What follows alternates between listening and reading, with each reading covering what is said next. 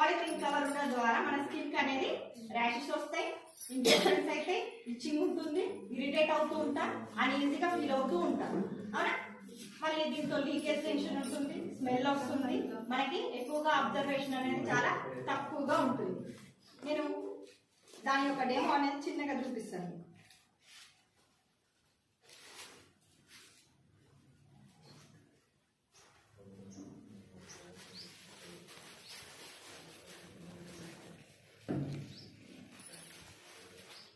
ఇది వచ్చేసి ఆర్సీఎంలో 4-5 రకాలు ఉంటాయి, మనం ఏదైనా చూస్ చేసుకోవచ్చు. సో ఇట్లా ప్యాకింగ్తో వస్తుంది. ఇది వచ్చేసి ప్యూర్ కాటన్,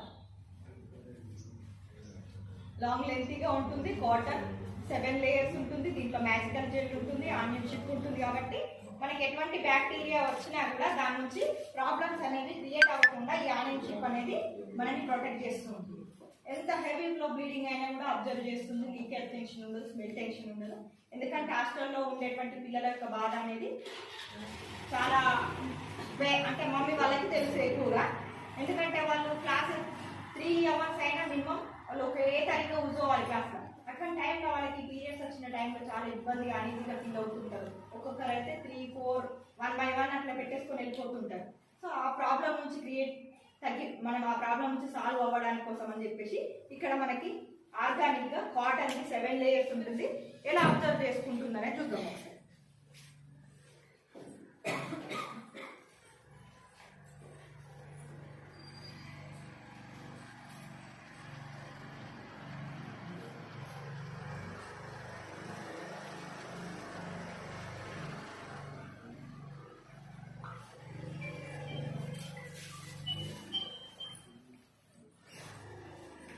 సో నేను రెండింటిపైన వాటర్ చూపిస్తాను ఇప్పుడు.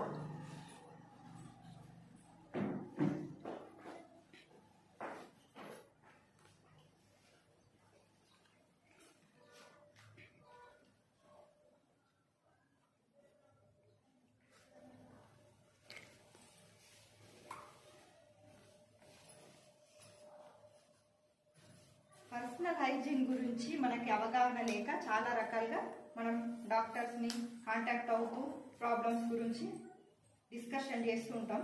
సొల్యూషన్ అసలు ఎక్కడుంది అనేది మనకు ఈరోజు అర్థం.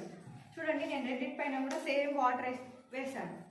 ఏది అబ్జర్వ్ చేసుకుంటుంది అనేది మీకు కనిపిస్తుందా?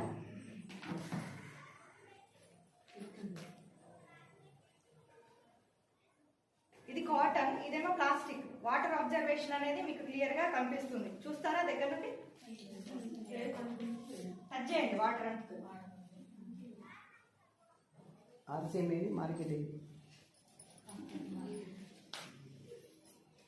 రైట్ సైడ్ ఆర్సీఎం,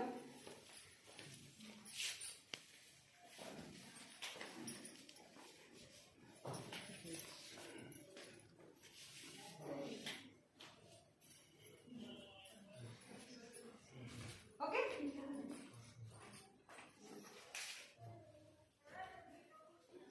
ఇది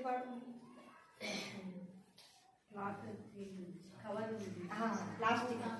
సో ఈ ప్లాస్టిక్ ఈ పదన ఇలా ఉండడం ద్వారా మనకేమవుతుంది, ఈ పదన మన ఇంటిమేట్ ఏరియాని ఊకే ఇరిటేట్ చేస్తూ ఉంటుంది. ఇచ్చింగ్ అవుతాయి, ఇన్ఫెక్షన్స్ కూడా స్టార్ట్ అవుతాయి. ఇంటిమేట్ ఏరియా నుంచి లోపలికి బ్లడ్ అనేది ఈ అంతా కూడా అబ్జర్వ్ చేసుకొని మన గర్భసంచికి ఎఫెక్ట్ అవుతుంది. దీంట్లో క్యాన్సర్ వచ్చేటువంటి కణాలు ఉన్నాయి. అవునా కదా? మనము ఏదైనా డ్రెస్సెస్ కానీ శారీస్ కానీ వేసుకుంటే పచ్చి వేసుకుంటే బాగుంటుందా, తడి ఎండిపోయిన వేసుకుంటే బాగుంటుందా? మరి ఈ పదన అనేది మనకు ఇబ్బంది పెడుతుంటే మనం నెక్స్ట్ మంత్ ఏమనుకుంటాం, పీరియడ్ రాకుండా బాగుండు, అయిపోతే బాగుండు అనుకుంటాం. లేదు, అది ప్రతి ఒక్క సమస్యనే నాది అందరి కదా. సో అట్లా ప్రతి